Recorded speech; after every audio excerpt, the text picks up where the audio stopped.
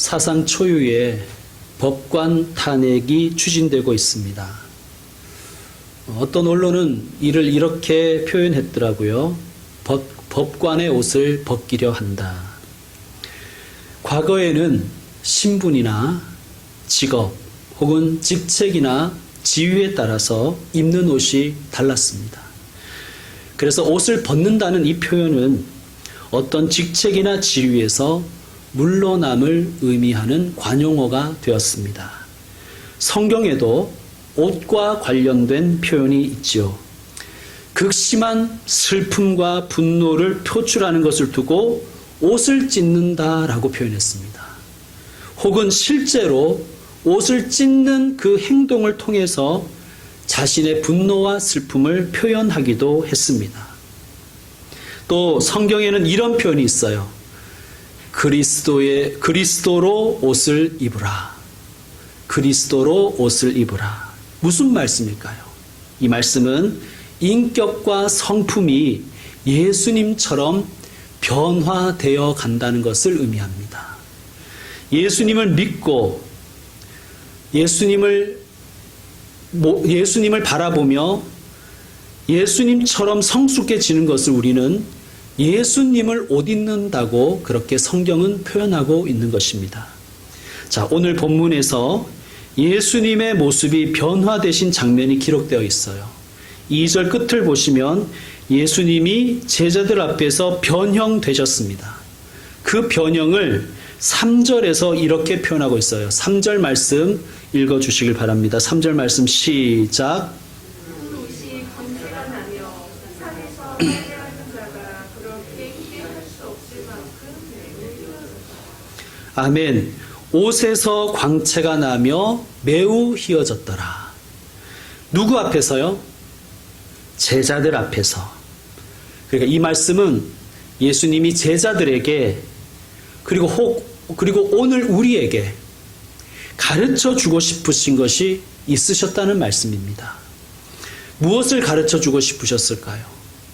예수님을 따라 살아간다는 것은 예수님처럼 변화된 삶을 살아야 된다는 것을 가르쳐 주십니다. 그리고 제자들이 잊지 않도록 이것을 놀라운 그 시각적인 모습으로 보여주신 부분입니다. 자, 오늘 우리에게도 주님이 이 본문을 통해서 가르쳐 주고 싶은 것이 더 있으실 것입니다. 우리 함께 같이 공부해 보도록 하겠습니다. 여러분 1절을 보시면 또 그들에게 이르시되 그러니까 오늘 본문은 어디와 연결되어 있다는 말씀입니까? 8장 후반부의 이야기와 연결되어 있다는 말씀입니다. 여러분 우리 지난 주일에 배운 것 당연히 기억하지 못하시죠? 예, 기억하시는 분들 중심으로 한번 이야기해 보시길 바랍니다. 3단계 배웠어요. 3단계. 1단계는 맹인의 단계. 그렇죠? 2단계는 불완전한 단계. 3단계는 완전한 단계가 있다고 말씀드렸습니다. 자, 또 그들에게 이르시되 지금 그들은 제자들이죠. 제자들은 몇 단계에 그리고 우리들은 대부분 몇 단계에 있다고 지난주에 우리 배웠습니까? 2단계에 있는 사람들이라고 배웠습니다. 내가 진실로 너희에게 이르노니 여기 서 있는 사람 중에는 죽기 전에 하나님의 나라가 권능으로 임하는 것을 볼 자들도 있느니라고 말씀하셨습니다.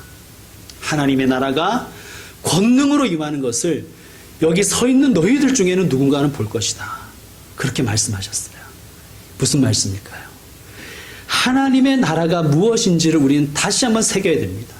여러분 하나님의 나라는 영토의 개념이 아니에요. 눈에 보이는 영토의 개념이 아니에요. 하나님의 나라는 하나님의 통치를 의미합니다. 여러분 주한미 대사관은 한국 대통령의 통치가 영향을 미칠까요? 미국 대통령의 통치가 영향을 미칠까요? 미국 대통령의 통치에 영향을 받지요. 대한민국 영토 안에 있지만 미국 대통령의 통치를 받는 대사관은 미국이죠. 마찬가지로 우리 한 사람 한 사람이 하나님의 통치에 순종하면 우리가 하나님의 나라가 되는 거예요. 그리고 하나님의 통치를 받는 우리가 내 가정에서, 나의 일터에서 선한 영향력을 끼치면 그 범위가 하나님의 나라가 되는 거예요. 또 우리 교회가 지금 이 땅에 이렇게 세워져 있지만 교회가 하나님의 뜻을 따르고 그 통치를 받들면 교회는 하나님의 나라가 되는 거예요. 교회가 하나님의 통치를 받들지 않으면 그냥 교회당이 되는 거예요. 하나님의 통치를 순종하고 받는 증거가 무엇이겠습니까? 그러면 하나님의 통치를 받아들이고 순종한다는 증거가 뭐겠어요, 여러분? 그것은 바로 인격과 삶의 성숙입니다. 여기 서 있는 사람 중에는 죽기 전에 하나님의 나라가 권능으로 임하는 것을 볼 자들도 있느니라. 이 말씀의 성취가 바로 2절 이하의 말씀입니다. 예수님은 권능으로 임하는 하나님의 나라가 무엇인지를 자신이 병모 되심으로써 제자들에게 가르쳐 주시는 거예요. 여러분, 예수님조차도, 육신으로 있는 예수님조차도 변형되심을 보여주시는 거잖아요. 그러면 우리는 마땅히 그 길을 사랑하고 추구해야 되지요. 예수님이 우리의 길이십니다. 믿으십니까? 그러면 우리는 그 길을 따라가야 되는 것입니다.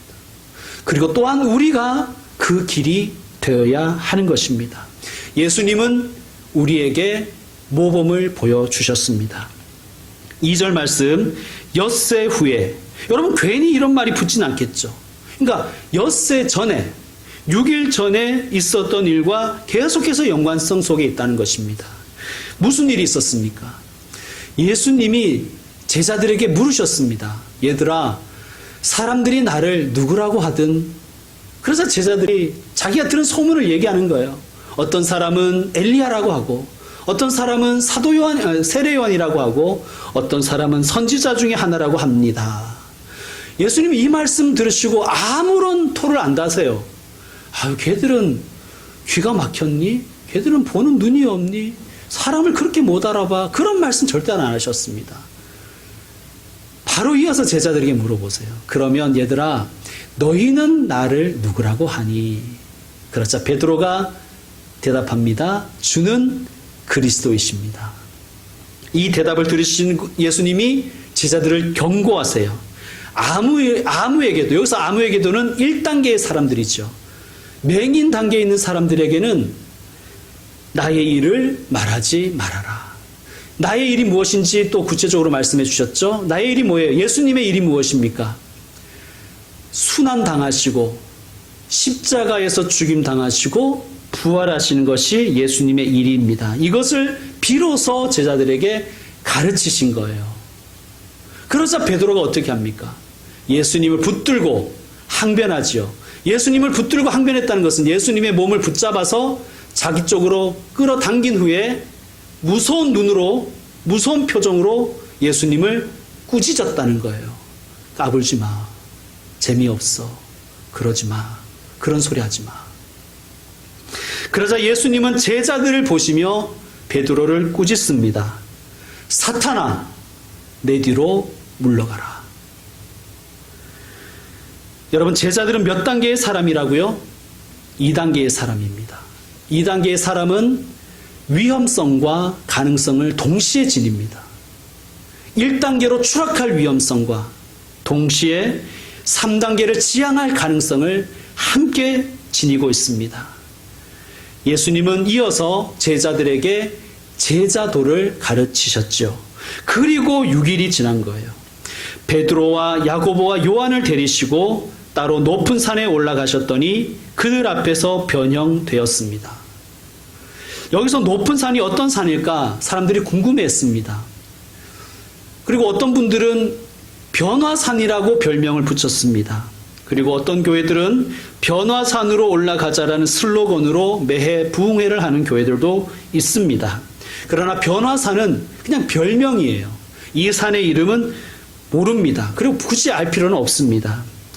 이 산에 3명의 제자들을 데리고 가셨어요. 누구였습니까? 베드로, 야고보, 요한. 우리가 복음서를 읽어보면 예수님은 자주 이 3명을 데리고 다니신 것을 우리는 읽습니다. 그래서 어떤 분들은 이 3사람을 수제자 그룹이라고 그렇게 또 구분했습니다. 그리고 제자 양육이라는 것을 할 때 이것을 근거로 고급반, 초급반, 중급반 뭐 이런 반으로 구별을 하더라고요. 여러분, 제자 양육을 명목으로 교인들을 이렇게 구분하는 것이 과연 성경적일까요?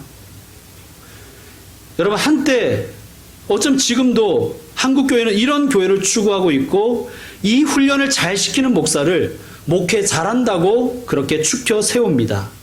교회는 조직화되었고 그러에 따라서 목사는 신격화시키며 교회가 아니라 마치 교회가 주식회사 같은 그런 모습으로 일사불란해졌습니다. 여러분, 예수님이 베드로, 야고보, 요한을 데리고 다니신 것이 교회를 계급화하고 귀족화하고 다단계 회사처럼 만드는 것을 합리화시키기 위한 것일까요? 과연 예수님이 원하시는 교회가 그런 교회인지 우리는 참으로 개탄스럽고 의아스럽습니다. 자, 우리는 질문해 봅시다. 왜 예수님이 3사람을 데리고 자주 다니셨을까요? 수제자라서? 아니면 예수님이 변형되시는 모습을 이 사람들은 반드시 봐야 되기 때문일까요? 저는 후자라고 생각합니다. 베드로는 6일 전에 예수님께 사탄아 물러가라 라고 꾸지람을 들었습니다. 여러분, 야고보와 요한 어떤 사람입니까? 이 2사람은 형제예요. 근데 누구보다도 강투 욕심이 강했던 사람들이에요. 권력욕이 강했던 사람들이에요. 심지어 그 어머니까지 동원되어 가지고 자리 청탁하고 다녔잖아요. 여러분, 또 이 3사람은 다른 제자들에게 영향력이 매우 컸던 사람들입니다. 그것이 선한 영향력이었든 악한 영향력이었든 그들의 영향력은 컸습니다. 여러분, 혹시 여러분에게 12명의 자녀가 있다면 어딘가 여러분이 출타할 일이 생겼다고 가정을 하고요. 어떤 자녀들을 데려가시겠어요? 12명의 자녀들을 놔두면 그 중에 꼭 분란의 씨가 되는 아이가 있지요. 또 어떤 아이들은 그냥 가만 놔둬도 잘 있는 아이가 있어요. 그러면 여러분은 어떤 자녀를 데리고 외출하시겠습니까? 여러분, 문제 일으킬 만한 아이를 데리고 가는 것이 정상적이지 않겠습니까? 이 3명의 공통점도 마찬가지입니다. 이 3명은 문제가 많은 사람들이었습니다. 마치 우리와 동일한 사람들. 이들은 누구보다도 크기와 높이의 논리에 함몰되어 있던 사람들이었어요. 그저 자리 욕심에 젖어 있던 사람들이었어요. 예수님은 아마 이렇게 판단하셨을지도 몰라요. 얘들이 바뀌어야 제자 공동체가 변화된다. 얘들이 바뀌지 않으면 제자 공동체는 변화되지 않을 것이다. 여러분, 하나님께서 여러분에게 어떤 일을 맡기셨습니까? 여러분이 수제자라고 맡겼다고 착각하지 마십시오. 여러분이 우수한 인재라서 그런 것을 맡았다고 착각하지 마십시오. 여러분이 바뀌어야 교회와 가정과 사회가 바뀌기 때문에 여러분께 그 일을 맡기신 것입니다. 이 3사람을 데리고 따로 높은 산으로 올라가셨을까요? 왜 그러셨을까요, 여러분? 뭐 바다에 갈 수도 있잖아요. 등산을 특별히 좋아하셔서 그러셨을까요? 여러분, 혹시 등산하셔서 산 정상에서 산 아래를 바라보신 적이 있으십니까? 그러면 그 산 아래에 있는 것들이 어떻게 보여요? 장난감처럼 보이죠.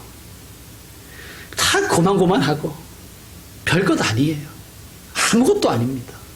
산 아래에서는 그냥 누가 더 크냐 키 재고, 누구 자리가 더 높냐 자리 따지고, 누구 집이 더 넓냐 누구 차가 더 크냐 그런 거 따지지만, 자녀는 몇 등이냐고 등수 따지고 그러지만, 산 위에서 보면 190이나 160이나 아무것도 아닙니다. 우리가 왜 그렇게 잘난 척하고 비교하고 비교당하고 재고 물어 뜯었는지 반성이 스스로 됩니다. 성도 여러분, 종종 우리 산에 한번 올라가십시다. 종종. 여러분 성경을 읽어보면요. 하나님의 종들이 산에서 하나님을 만나는 경우를 우리가 자주 보잖아요. 우리 신앙의 선배들 중에는 저희 할머니도 그러셨는데요. 산기도를 엄청 하신 분들이 많습니다. 여러분 산이라는 것은요. 물론 지상에서도 높이 떨어져 있지만 하늘에서도 가까운 곳이잖아요. 세상에서는 점점 더 멀리, 세상은 점점 더 멀리, 하나님은 점점 더 가까이. 그런 사람들은 하나님 앞에서 겸손할 수밖에 없는 거예요. 시편에 보면 이런 말씀이 있습니다. 하늘에 계신 이가 웃으시며 주께서 그들을 비웃으시리로다. 야, 너희들 지금 키 가지고 싸우냐? 하늘에 계신 이가 웃으시며. 저 아파트 오늘 요새 10억 간대, 10억. 하늘에 계신 이가 웃으시며. 야, 강남에는 아파트가 뭐 23억이래. 하늘에 계신 이가 비웃으시며. 그 집에는 반에서 3등한데 하늘에 계신 이가 웃으시며. 웃으시며. 성도 여러분, 땅만 보지 말고 우리 산에 올라가십시다. 그리고 하나님 앞으로 더 가까이 하나님과 밀착하여서 세상에 떠도 눈이 아니라 하나님의 눈으로 나와 내 가정과 교회를 바라보십시다. 그것 없으면 죽을 것 같고 그 사람 없으면 다 망할 것 같고 그렇습니까? 그러면 더욱더 여러분 산에 올라가십시오. 높은 영적 시야를 가지시길 바랍니다. 별것 아니에요. 자, 그들 앞에서 변형되사. 저는 이 말씀이 놀랍습니다. 여러분. 예수님이 잔소리하지 않으셨어요. 야, 너 아직도 2단계냐? 너 언제 3단계 될래? 이런 머저리, 이런 쪼다 막 하나님이 잔소리하지 않으셨어요. 그냥 보여주셨어요. 그들 앞에서 변형되사. 보여주신 거예요. 말로 잔소리하신 게 아니에요. 성도 여러분, 우리 잔소리 좀 하지 맙시다. 남편이든 아내든 부모든 자식이든 잔소리한다고 바뀐 거 맞습니까? 저도 이렇게 잔소리를 많이 하잖아요. 잔소리하지 말라고 잔소리하고 있잖아요. 여러분, 설교를 빙자해서 목사들이 잔소리할 때가 너무 많아요. 저도 반성합니다. 설교, 예수님, 주님 이름을 빙자해가지고 그냥 잔소리, 자기 잔소리만 하는 그런 목사가 있습니다. 제가 그런 사람이죠. 여러분, 저도 반성하겠습니다. 우리 앞으로 우리 교회를 세워나갈 때 적어도 인간적인 잔소리하는 교회가 되지 마십시다. 보여주는 교회가 되십시다. 예수님은 모범을 보이셨어요. 그들 앞에서 변형되사. 제가 과거에 참 잔소리가 많았던 것 같아요. 저희가 중고등부 다닐 때는 학생회라 그래서 참 선후배 관계가 좋은 말로 끈끈했어요. 제가 중학교 3학년 때 중2들을 불러놓고 왜 그러냐고, 왜 그렇게 열심히 안 하냐고, 똑바로 하라고 얼마나 잔소리를 했는지 몰라요. 여러분, 그 후배들이 변했을까요? 하나도 안 변하더라고요. 다 나처럼 잔소리하는 사람 되더라고요. 여러분, 모범을 보여야 자녀가 변합니다. 모범을 보여야 후배가 변하는 거예요. 여러분, 잔소리라는 것은요, 말은 맞는 말인데 기분 나쁘게 하니까 잔소리인 거예요. 말이 틀려서가 아니에요. 기분이 나빠서 안 듣는 거예요. 여러분, 부모의 말이 틀려서 자녀들이 안 듣는 게 아니에요. 부모의 말투가 자녀에게 상처를 주기 때문인 거예요. 예수님은 먼저 자신이 변형되셨습니다. 그 옷이 광채가 나며 세상에서는 찾아볼 수 없는 흰색이 되었습니다. 여러분, 흰옷은 어떤 의미가 있다고 우리 요한계시록에서 배웠습니까?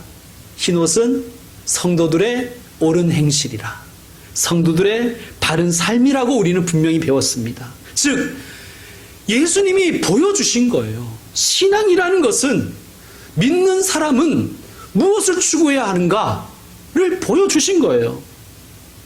예수님이 십자가에 대해서 강의하신 적이 있습니까? 야, 십자가란 따라해라. 뭐 이런 거 하시지 않으셨어요. 예수님은 십자가를 치셨잖아요.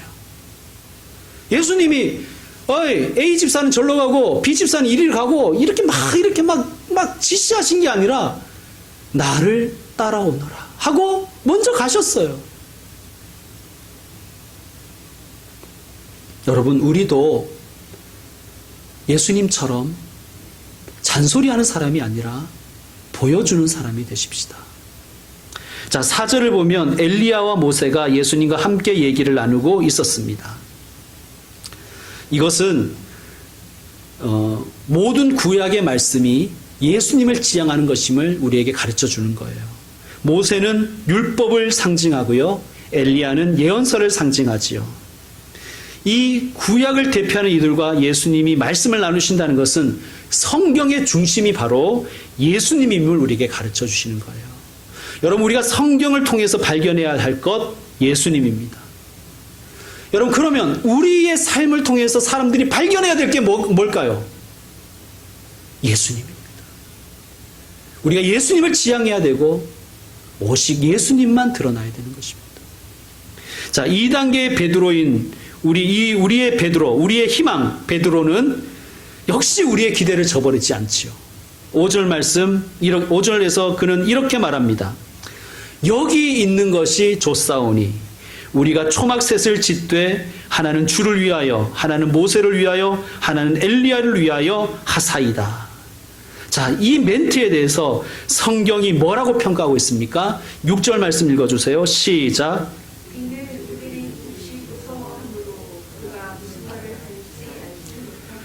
그가 무슨 말을 할지 알지 못함이더라. 성도 여러분, 우리 선조들이 아주 중요한 인생의 지혜를 우리에게 가르쳐 준 것이 있어요. 모르면 가만히 있자. 가만히 있으면 중간은 간다. 여러분, 모르면 가만히 있으면 되는 거예요. 지금 베드로가 모르는데 입에서 나오는 대로 그냥 지키고 있는 거예요, 지금. 무슨 말이라도 해야 한다는 그 부담감 때문에 이 분위기에서 자기가 수제자니까 자기 스스로 자기를 수제자라고 생각하는 거예요. 무슨 말이라도 내가 뭔가 좀 해줘야 된다. 뭔가. 그러다 보니까 무슨 말을 해야 될지도 모르면서 무슨 말을 하고 있는지도 모르면서 말을 하고 있는 거예요. 근데 여러분, 저도 이런 실수할 때가 많아요. 제가 원래 과묵한 사람인데 목사를 하다 보니까 쓸데없는 말을 너무 많이 하는 거예요. 특히 이렇게 개척교회를 하니까 누가 새로운 사람이 오잖아요. 새로운 사람하고 만나서 제가 좀 내성적이라서 원래 저는 대학교 다닐 때나 뭐 대학원 다닐 때나 이렇게 모르는 사람한테 말을 건넨 적이 없어요. 전 경험상. 전 전도도 안 해봤다니까. 막 부끄러워가지고. 개척을 하니까 우리는 뭐 아내랑 저랑 둘이 했으니까 누가 오면 어색한 게 싫어가지고 뭐라도 말을 해야 된다고 하다 보니까 말이 너무 많아진 거예요. 말이 많으니까 실수가 많은 거예요. 얼마나 실수가 많은지 몰라요. 어색한 분위기가 싫어서 나는 떠났네. 가 아니라 나는 실수했네. 베드로가 또 실수하잖아요. 이번에는 너무 기분이 좋아서 실수하는 거예요. 소위 은혜를 받은 거예요. 막 시쳇말로 뻗가가지고 여기 있는 것이 좋습니다. 여러분, 예수님이 왜 이 셋을 데리고 여기까지 오셨는데요? 여기다가 뭐 초막 지으라고 예수님 데려왔을까요? 예수님이 이들 황홀하게 해주려고 데려왔을까요? 여러분, 예수님은 연예인이 되는 걸 원하지 않으세요. 예수님은 제자들이, 성도들이 예수님을 그렇게 열광하는 매니아가 되는 걸 원하는 것이 아니에요. 예수님은 제자들이 예수님의 길을 걷기를 원하시는 거예요. 예수님은 무엇을 원하실까요? 따라합시다. 그리스도를 옷 입고 산 아래로 내려가라. 오늘 말씀의 핵심입니다. 설교에 앞서서 우리가 불렀던 찬송가 442장 3절에 보시면 이런 가사가 있죠. 밤 깊도록 동산 안에 주와 함께 있으려 하나 괴로운 세상에 할 일 많아서 날 가라 명하신다. 여러분, 그것입니다. 우리의 심정은 은혜 받은 그 자리에 있고 싶어요. 근데 예수님의 뜻은 어디에 있어요? 괴로운 세상에 예수님의 뜻이 있는 거예요. 혹시 은혜 받은 경험 있으십니까? 그래서 어떻게 하셨습니까? 그 은혜 가지고 거기에 머무르려고 하셨습니까? 아니면 그 은혜 가지고 산 아래로 내려가셨습니까? 은혜 받은 그 자리, 거기가 교회든 선교단체든 신앙 공동체든 하나님은 우리가 거기에 머물고 거기에 초막 짓기를 원하지 않으십니다. 하나님은 우리가 눈먼 신앙인 되기를 원하지 않으세요. 그냥 현실에는 눈 감고 그냥 교회만, 그냥 내가 속한 단체만 고집하면 니체가 말한 대로 우리의 신앙이라는 것이 노예윤리가 되어버리고 맙니다. 그냥 현실을 잊게 하는 마취주사, 인민의 아편이 되어버리고 마는 거예요. 산 아래로 내려가서 현실에서 부딪히며 거기에서 받은 은혜로 싸우고 저항해야 되는 거예요. 신천지와 같은 이단과 사이비들, 비록 이단이나 사이비라는 판정은 받지 않았지만 정광훈 목사의 교회, 인터콥, 이번에 IM 성교회, 이단이라고 하기는 좀 그렇지만 그들은 바로 이런 특징을 가지고 있는 거예요. 자기들 안에 있게 하려고, 자기들 안에다가 교인들을 그냥 묶어두는 거예요. 일주일 내내 교회 오게 하고, 그냥 교회가 그냥 천국이라고. 여러분, 여기가 좋다고 자꾸 여기에 초막치게 하는 그 사람들은요, 종교 장사꾼들이에요. 종교 장사 천재들에게 노란하지 마십시오. 여러분, 우리가 할 일은 괴로운 세상에 있는 거예요.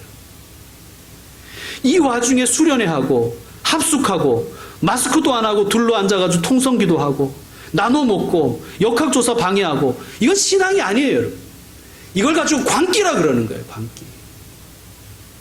여러분, 교회 안에서 큰 소리 치려고 하지 마세요. 세상에 가서 큰 소리 치세요. 교회 안에서 통성기도 하려고 하지 마시고 세상 한복판에서 기도하십시오. 그게 주님의 뜻입니다.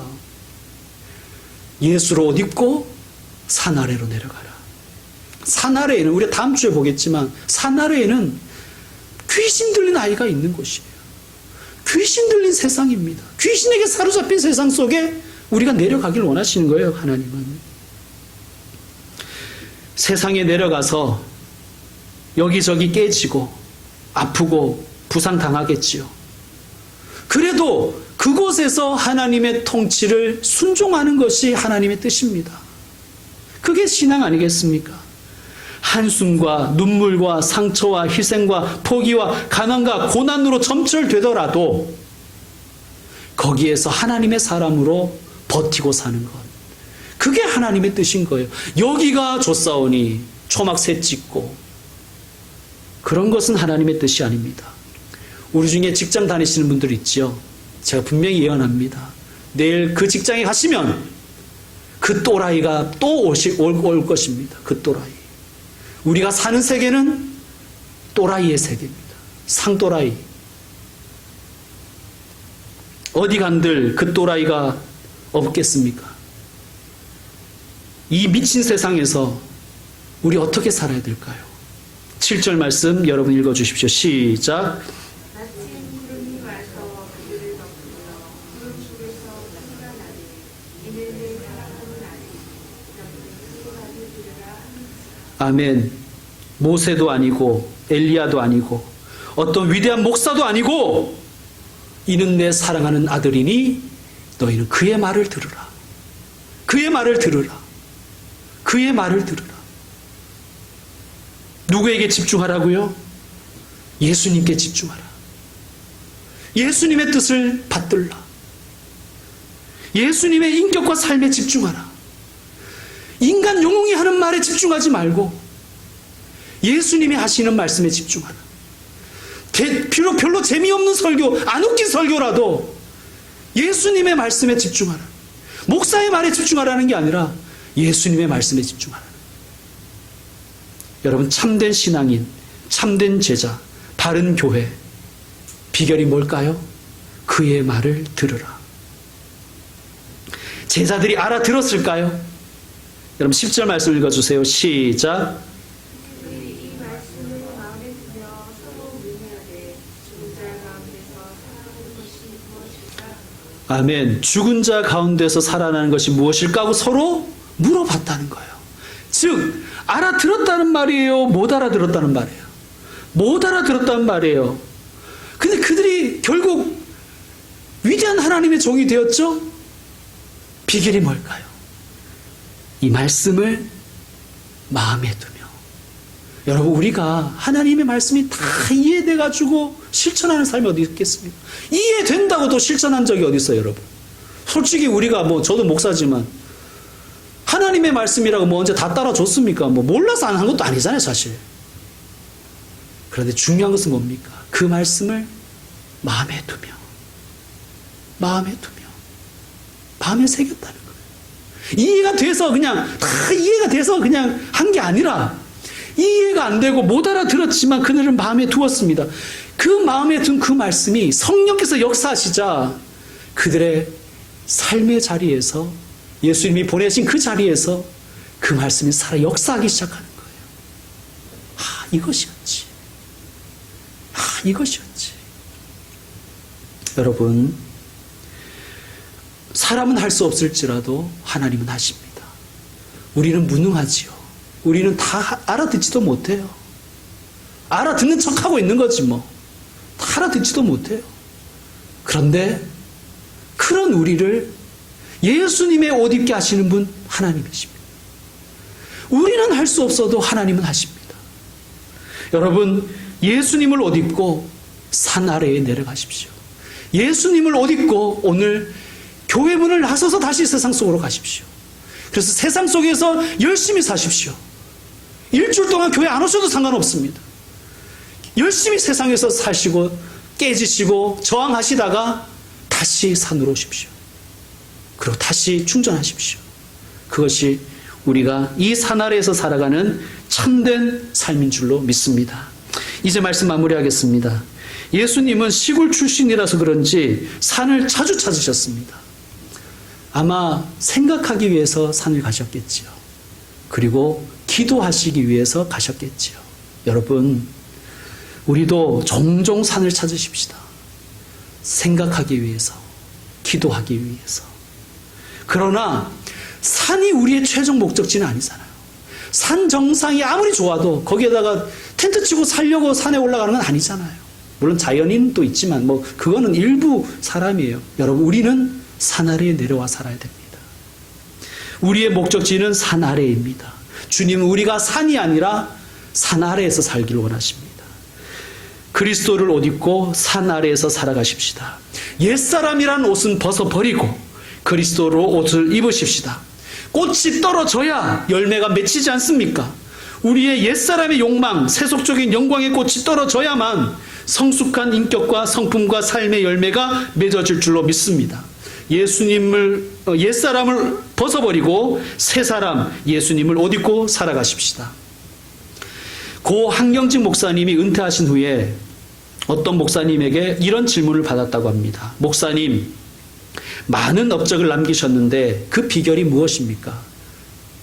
여러분 알다시피 한경직 목사님은 우리 교단뿐만 아니라 한국교회에 아주 큰 족적을 남긴 어른이지요. 그 한 목사님이 이렇게 대답하십니다. 그저 오늘 관두나 내일 관두나 그러다 보니 여기까지 왔습니다. 여러분, 매일매일 우리는 아마 오늘 관두나 내일 관두나 하며 걸어야 되는지도 모르겠습니다. 그게 산 아래의 삶인지도 모르겠습니다. 매일 넘어지고 쓰러지고 그렇게 살 것입니다. 베드로처럼 또 다른 제자들처럼.